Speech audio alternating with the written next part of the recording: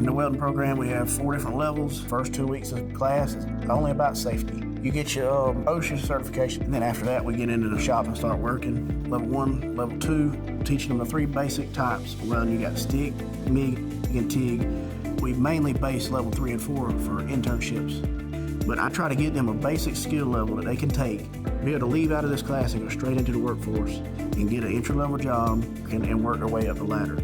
It's been a wonderful opportunity. You have students here that are completing the welding program either as a foundation to pursue additional training down the road, or if they just want to go ahead and use the skills they've learned and go straight to work. We have hired a few of the students that have come through here. This has been a great opportunity for them. There's lots of room for growth.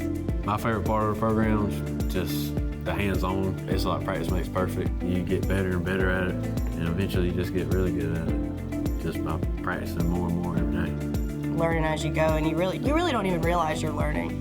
You're kind of having more fun with it than anything. You just kind of learn the basics of putting things together, the machine, the heat, the settings, the voltage. And I try to make it as real life as I can in here to teach the students. I mean, there's nothing better than on-the-job training. It's a wonderful opportunity to have in high school because you get your certificate when you graduate from this class. And if you were to go to college for welding, it'd be the same certificate you're getting during high school. I did my forklift certification and I did my South Carolina certification. And I am now working at AMP, American Mechanical Piping, for welding.